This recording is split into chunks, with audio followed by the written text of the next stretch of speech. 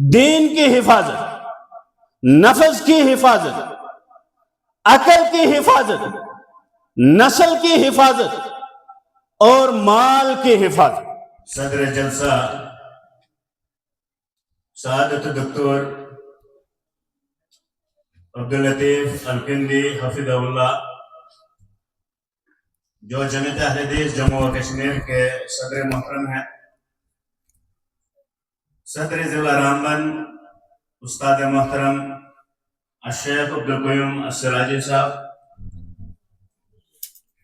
صدر تحصیل پوگل جاوید احمد گنائی صاحب، صدر ضلع کلگام مولانا ریاض احمد صاحب، اجلاس میں تشریف فرما علماء کرام، مدرسہ حاضہ کے اساتذہ کرام، منتظمین اور حلقے صدر جو حلقہ ہے یہاں کے اس کے منتظمین، سب کے لیے شکر اللہ لکم جمیعاً۔ معزز سامعین، آپ جانتے ہیں کہ یہ اجتماع جو ہے زیر صدارت دکتور عبداللطیف الکندی حفظہ اللہ منعقد ہو رہا ہے۔ اللہ رب العالمین سے دعا کرتے ہیں کہ اللہ رب العالمین ہمارے صدر محترم کو لمبی عمر عطا فرمائے اور ان کا عمل جو ہے نیک بنائے اور ان کا سایہ جو ہے ہم پر تادیر قائم و دائم رہے، اور اللہ رب العالمین سے دعا کرتے ہیں کہ اللہ رب العالمین ان کو صحت اور عافیت عطا فرمائیں۔ معزز سامعین، چونکہ صدر محترم میرے استاذ اور مربی رہے ہیں اور بھی دیگر اساتذہ کرام یہاں موجود ہیں، جن میں مولانا عبدالقیوم السراجی صاحب بھی ہیں، تو طالب علم کا اپنے استاذ کے سامنے تقریر کرنا یہ ایسے ہی ہوگا جیسے ایک درس سنا رہا ہے طالب علم، کبھی اس میں ہچکچاہٹ بھی آئے گی، بھول بھی جائے گا۔ تو اللہ رب العالمین سے دعا کرتے ہیں کہ اللہ رب العالمین کہ مجھے ان کے سامنے جو ہے اگر کہیں پہ لغزش ہو جائے یہ بھی معاف کریں گے اور اللہ رب العالمین بھی معاف کریں گے۔ معزز سامعین، میرا جو موضوع دیا گیا ہے وہ ہے نوجوان اور منشیات، ایک خاموش تباہی۔ آپ کیا جانتے ہیں کہ یہ نوجوان کیا چیز ہے؟ یہ نوجوان ایک قیمتی چیز ہے، اس کی جوانی بھی ایک قیمتی چیز ہے اور اس کی صحت بھی قیمتی ہے۔ نوجوان جو ہے ہر قوم کا ایک سرمایہ ہوتا ہے، یہی نوجوان ہر قوم کی ایک امید ہوتی ہے، اور یہی نوجوان جو ہے مستقبل کا سرمایہ بھی ہوتا ہے۔ اور رسول اللہ صلی اللہ علیہ وسلم نے جن 7 اشخاص کا ذکر کیا کہ قیامت کے دن جس چیز کی سب سے زیادہ ضرورت ہوگی وہ سایہ ہوگا اور پانی ہوگا، تو اس سائے میں ایک جو ہے یہ نوجوان ہوگا۔ کہا وَشَابٌ نَشَأَ فِي عِبَادَةِ اللہ، کہ اس جوان کو اللہ رب العالمین کے عرش کا سایہ نصیب ہوگا جس نے اپنی زندگی جو ہے اللہ رب العالمین کی عبادت میں گزاری ہو۔ یہ نوجوان وہ نوجوان ہے جو شرک کا مقابلہ کر سکتا ہے۔ اللہ رب العالمین نے قرآن میں ابراہیم علیہ السلام کا ذکر کیا، وَسَمِعْنَا فَتًى يَذْكُرُهُمْ يُقَالُ لَهُ ابراہیم، ایک نوجوان کا ذکر کیا۔ اسی نوجوان نے شرک کا مقابلہ کیا، بتوں کو توڑا۔ اسی طرح اصحاب کہف کے بارے میں آپ جانتے ہیں، انہم فتیۃ آمنوا بربہم وزدناہم ہدی، کہ جب وہ اللہ رب العالمین کی عبادت کرنے کے لیے چلے تو ایک نوجوان کی ٹولی تھی، اور یہی نوجوان اگر بگڑتا ہے تو گھر نہیں، خاندان نہیں، بلکہ پورا سماج جو ہے بگڑ جاتا ہے۔ اس نوجوان کو اپنے ڈگر پر رہنے کے لیے، اس نوجوان کو اپنی فطرت اسلامیہ پر رہنے کے لیے جو ہے 5 چیزوں کی حفاظت کرنا ضروری ہے. کیونکہ جب یہ نوجوان، جب یہ بچہ ہوتا ہے، جب یہ پیدا ہوتا ہے ماں کے شکم سے، تب یہ مسلمان ہو کر پیدا ہوتا ہے. کل مولود یولد علی الفطرہ، ہر بچہ جو ہے فطرت اسلام پر پیدا ہوتا ہے. پھر اس کے بعد جو ہے اس کے ماں باپ پر ہے کہ ابھی تک یہ مسلمان تھا، اس کے بعد اس کے ماں باپ پر ہے کہ اس کو مسلمان ہی رکھے، یا یہودی بنائے یا مجوسی بنائے، یا ایک روایت میں ہے کہ اس کو مشرک بنائے. تو اس نوجوان کو مسلمان کی ڈگر پر رہنے کے لیے، اسلام کی ڈگر پر رہنے کے لیے ضروری ہے اسلام کی 5 بڑی بنیادی باتیں ہیں. بڑی بڑی بنیادی باتیں جو ہیں وہ 5 ہیں، اور باقی جتنے بھی احکام ہیں وہ انہی 5 چیزوں کے فروعات ہیں. اور وہ 5 چیزیں کیا ہیں؟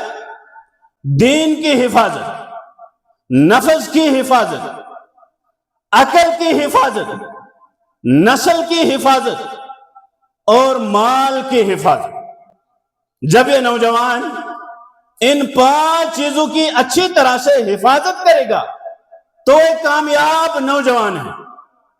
اور یہ نوجوان سے مراد چاہے وہ مرد ہو یا عورت ہو، اس کے دین کی حفاظت کے لیے اللہ رب العالمین نے پیغمبروں کا سلسلہ جاری کیا. نبی کریم صلی اللہ علیہ وسلم کو مبعوث فرمایا، کہا بعثت لأعلمکم ما جہلتم. میری بعثت جو ہے اس لیے ہوئی تاکہ میں آپ کو تعلیم دوں اس چیز کے بارے میں جس سے آپ بے خبر ہیں. اور پھر دین کی حفاظت کے لیے اللہ رب العالمین نے نماز قائم کی، روزہ قائم کیا، زکوٰۃ رکھی، حج رکھے، یا دوسرے جو احکام ہیں یہ روا کیے تاکہ یہ نوجوان، تاکہ یہ انسان جو ہے اپنے دین کو محفوظ بنائے. دوسری بنیادی چیز وہ ہے نفس کی حفاظت. یہ نفس کی حفاظت جو ہے یہ بھی ایک محترم، یہ بھی ضروری ہے ایک انسان کے لیے کہ وہ اپنے نفس کی حفاظت کرے. نفس کی حفاظت کس سے کرنی ہے؟ ایسی چیز استعمال نہیں کرنی ہے جس سے اس کے نفس کو تکلیف پہنچے. اللہ رب العالمین نے فرمایا علیکم انفسکم لا یضرکم من ضل اذا اہتدیتم، کہ اپنے آپ کی، اپنے نفس کی حفاظت کرنا تم پر لازمی ہے. کسی کو ناحق مارنا اس سے حرام قرار دیا، کسی کا خون کرنا اسلام نے اسے حرام قرار دیا، اور فرمایا کہ جو ایک خون کرتا ہے گویا کہ اس نے پوری انسانیت کا خون کیا. یہ نفس جو ہے اتنا محترم ہے. اسی طرح جو ہے اس کو عقل کی حفاظت کرنی ہے، اور عقل کی حفاظت ہر اس چیز سے کرنی ہے جس چیز سے عقل جو ہے خراب ہو، جس چیز سے انسانی عقل جو ہے چلے جائے، چاہے وہ منشیات ہے، چاہے وہ ڈرگس ہے، چاہے وہ بھنگ کی شکل میں ہے، چاہے وہ چرس کی شکل میں ہے، یا دیگر جو منشیات ہیں ان کی شکل میں ہو. ان تمام چیزوں سے اللہ رب العالمین نے اس انسان کو روکا ہے، تبھی جا کے عقل کی حفاظت ہو سکتی ہے. اگر عقل کی حفاظت نہیں ہے پھر اس نوجوان کو نہ ماں کا مقام سمجھ آئے گا، نہ بیٹی کا مقام سمجھ آئے گا، نہ بہن کا مقام سمجھ آئے گا، بلکہ اس کو ہر ایک عورت جو ہے آوارہ لگے گی.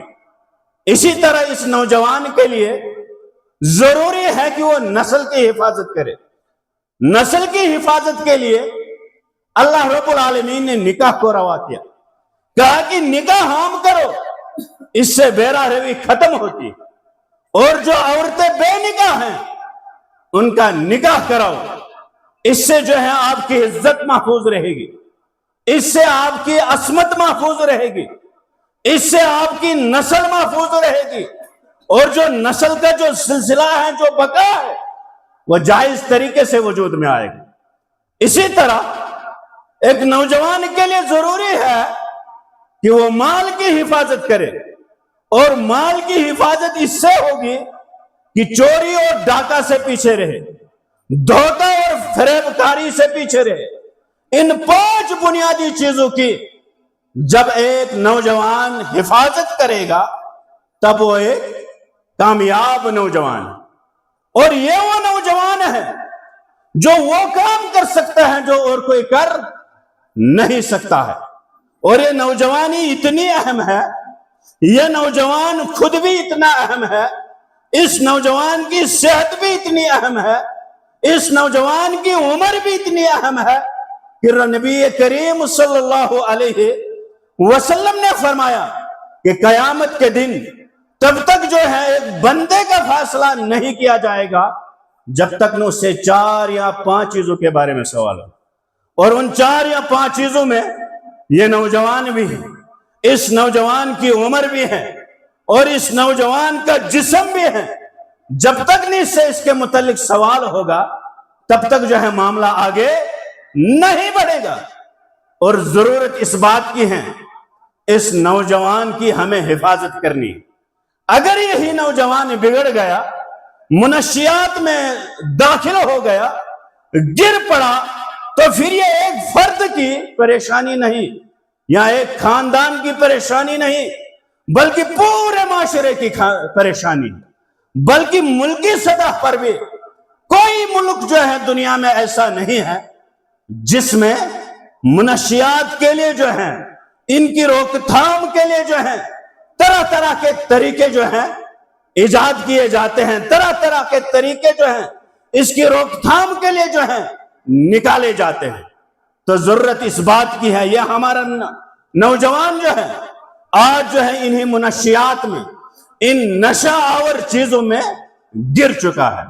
اس کا بنیادی سبب جو ہے وہ جہالت ہے، اور جب جہالت کہیں گے اس جہالت کے پیچھے جو ہے ماں باپ کا ہاتھ، کیونکہ کل مولود یولد علی الفطرہ فابواہ، یہ مسلمان پیدا ہوا تھا، یہ اسلام پر پیدا ہوا تھا، اسلامی فطرت پر جنا تھا، لیکن اس باپ نے، اس ماں نے اس کی ایسی تربیت نہیں کی جس تربیت کی وجہ سے یہ اسلامی ڈگر پر قائم رہتا، اور کبھی کبھار اس کا سبب یہ بنتا ہے کہ خاندانی مشاکل، گھر کے اندر ایسی پریشانیاں ہوتی ہیں کہ ایک بچہ جو ہے ان کو دیکھ کر جو ہے منشیات میں داخل ہوتا ہے، یا جس سے عام طور پر آپ منشیات کہتے ہیں، اصل لفظ، درست لفظ جو ہے وہ منشیات ہے۔ اس کے پیچھے جو ہے ماں باپ کا ہاتھ ہے، اور ماں باپ کے لیے اللہ رب العالمین نے یہ حکم دیا تھا، قُوا أَنفُسَكُمْ وَأَهْلِيكُمْ نَارًا، اپنے آپ کو بچاؤ، اپنے اہل و عیال کو بچاؤ، یہ تمہاری ذمہ داری ہے۔ کل جو ہے جہاں قیامت کے دن آپ سے پوچھا جائے گا، یہ اولاد ہم نے آپ کو امانت کے طور پر عطا کی تھی، وَتَخُونَ أَمَانَاتِكُمْ وَأَنْتُمْ تَعْلَمُونَ، اس امانت کی حق ادائی کی آپ نے یا نہیں؟ کل جو ہے اس کے متعلق قصاص لیا جائے گا آپ سے، لَتُؤَدُّنَّ الْحُقُوقَ إِلَىٰ أَهْلِهَا يَوْمَ الْقِيَامَةِ، قیامت کے دن جو ہے ہر ایک کو جو ہے اپنا اپنا حق ادا کیا جائے، دیا جائے گا۔ اگر اس نوجوان کی، چاہے یہ لڑکا ہے یا لڑکی ہے، اگر ایک باپ نے، اگر ایک ماں نے اس کی صحیح ڈھنگ میں تربیت نہیں کی تو یہی نوجوان لڑکی جو ہے رب کائنات کے دربار میں کھڑا ہوگا اور کہے گا، اِنَّا أَطَعْنَا سَادَتَنَا وَكُبَرَاءَنَا فَأَضَلُّونَا السَّبِيلَ۔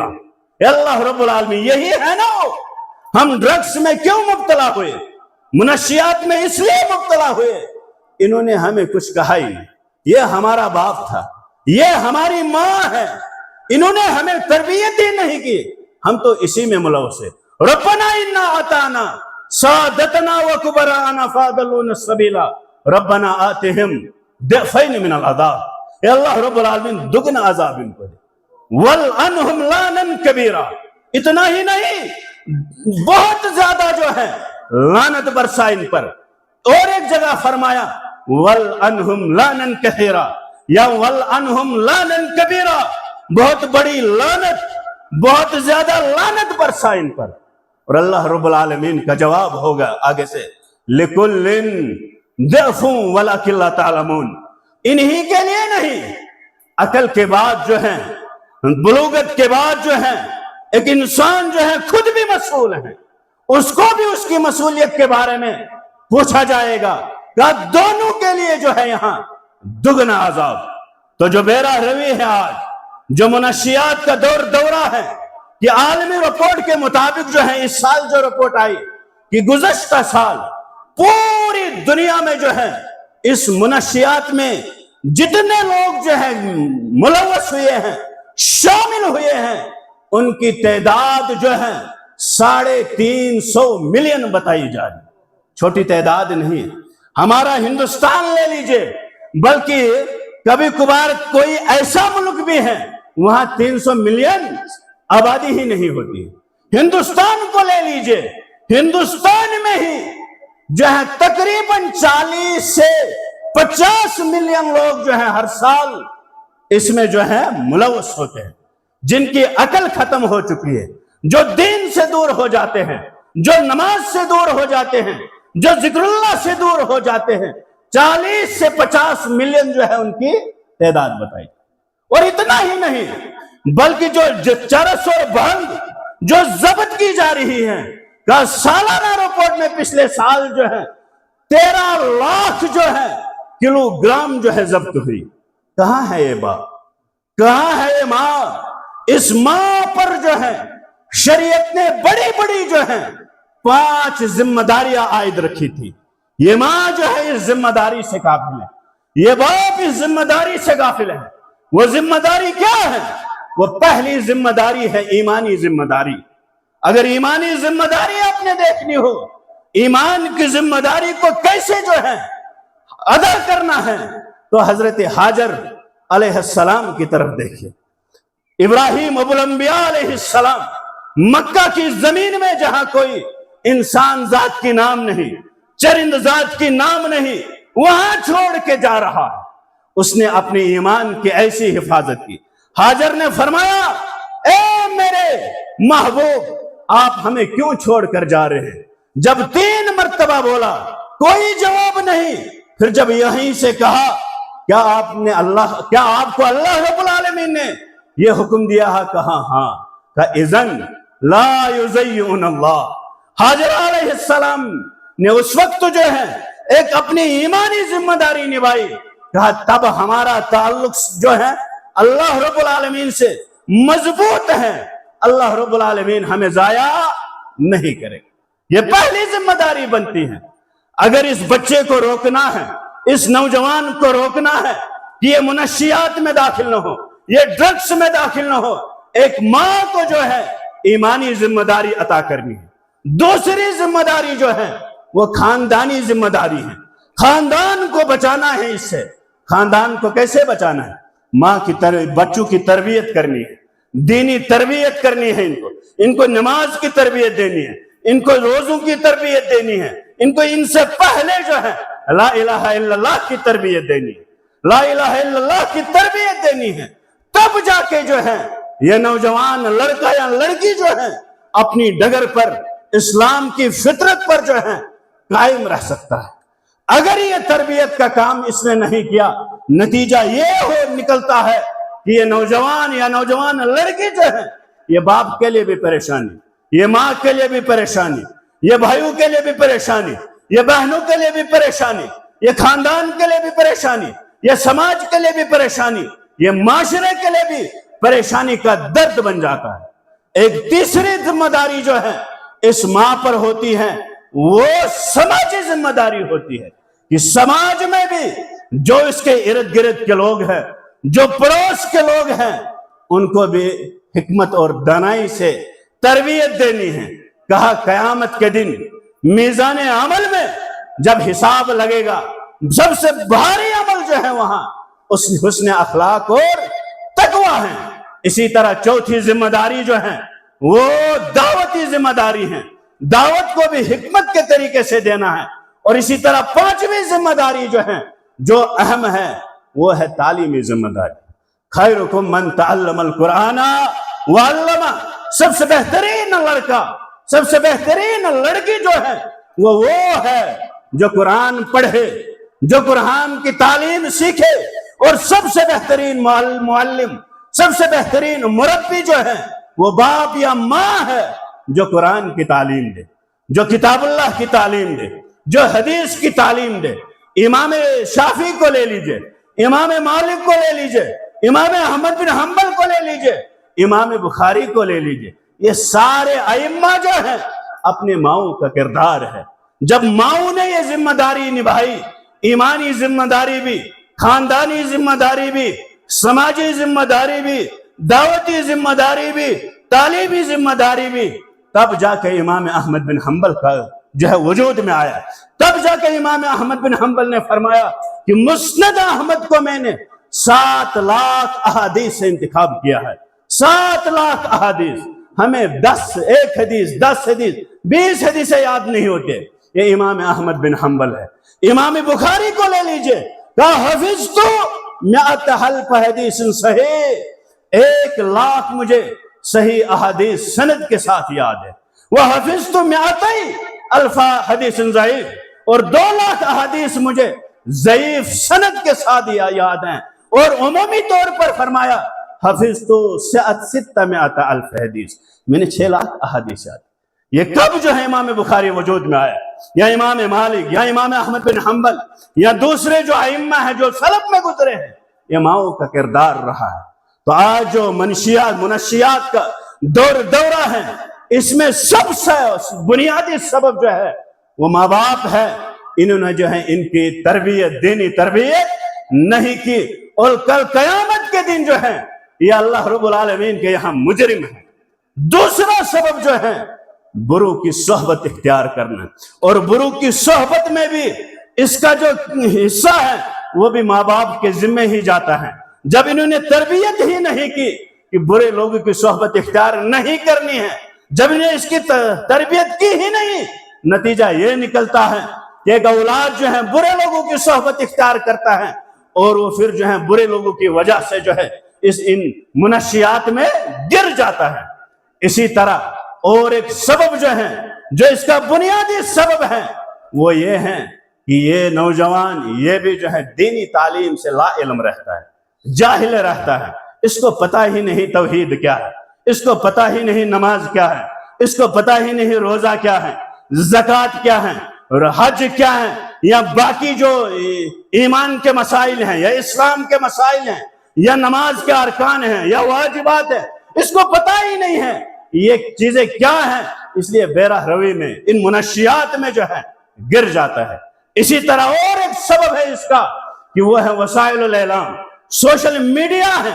اس میں جب اس انسان کو، اس نوجوان کو، اس نوجوان لڑکے اور لڑکی کو آزادی مل جاتی ہے، یہ طرح طرح کی چیزیں دیکھتا ہے۔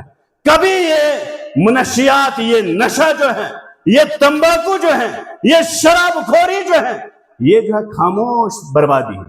یہ آواز دے کر نہیں آتی، یہ خاموشی سے آتی، کبھی ایک ساتھی کی شکل میں آتی ہے، کبھی جو ہے سیر و تفریح کی شکل میں آتی ہیں، کبھی جو ہے وسائل الاعلام جو ہے سوشل میڈیا، موبائل وغیرہ، ان کی وجہ سے آتی۔ یہ ہے ہی یہ جو ہے خاموش تباہی، اور شیطان بھی یہی چاہتا ہے۔ وَإِنَّمَا يُرِيدُ الشَّيْطَانُ أَن يُوقِعَ بَيْنَكُمُ الْعَدَاوَةَ وَالْبَغْضَاءَ فِي الْخَمْرِ وَالْمَيْسِرِ۔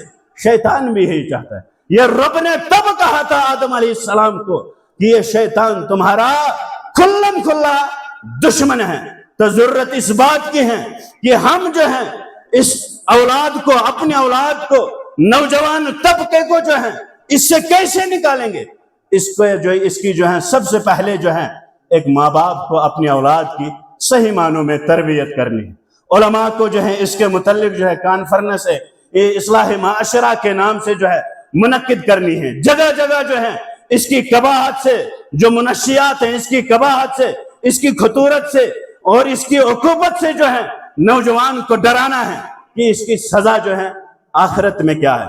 اس کی تو دنیاوی سزا بھی ہے کہ دنیا میں انسان جو ہے اس کی عقل ہی ختم ہو جاتی ہے، اس کا اعصابی جو جسم کے اعصاب ہیں وہ سارے جو ہیں ڈھیلے پڑ جاتے ہیں، اس کی نفسانی خواہشات جو ہیں بڑھ جاتی ہیں، پھر اس کو ماں نظر نہیں آتی ہے، بیٹی نظر نہیں آتی ہے، بہن نظر نہیں آتی ہے، حق و باطل کے درمیان جو تمیز ہوتی ہے وہ ساری جو ہے اس کے اندر ختم ہو جاتی ہیں۔ اسی طرح جو ہے حکومتی سطح پر بھی جو ہے حکومت جو ہے لگی رہتی ہے، کیسے جو ہے اس کا روک تھام کیا جائے۔ کنتم خیر امہ اخرجت للناس تأمرون بالمعروف وتنہون عن المنکر، اور اس کی جو ہے اخروی سزا بھی ہے۔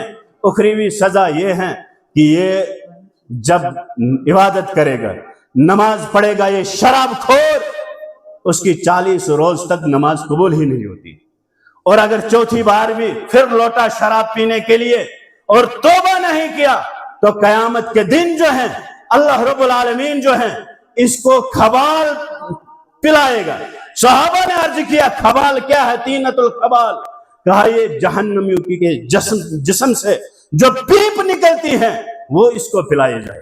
اور اسی طرح جو منشیات میں گرا ہوا نوجوان ہے یہ جو ہے یہ کامل ایمان نہیں ہوتا ہے، کہا لا یزنی وہو مومن یا لا یشرب الخمر وہو مومن، یہ ایمان اور شراب خور ایک ہی دل میں جو ہے یہ بیرا روی اور ایمان جو ہے جمع نہیں ہوتا ہے۔ اور یہ شراب خور ایسا انسان ہے قیامت کے دن جب یہ آئے گا اس کا ایک سائڈ جو ہے پورا جو ہے بے ہوش ہوگا، وہ گرا ہوا ہوگا اور اس کی زبان جو ہے سینے پر نکلی ہوئی ہوگی، اور پھر وہاں سے اس کا جو لعاب ہے وہ بہ رہا ہوگا اور پیٹ پر جو ہے پڑ رہا ہوگا۔